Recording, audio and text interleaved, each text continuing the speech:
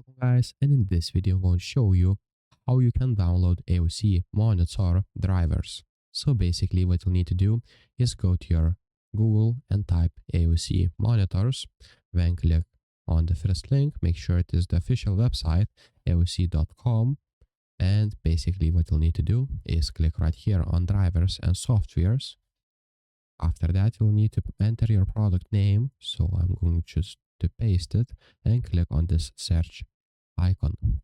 Then you'll see your product and click on view product, and if you go down a little bit you'll see drivers. Click on this little arrow and you'll be able to download drivers right here by clicking on this button.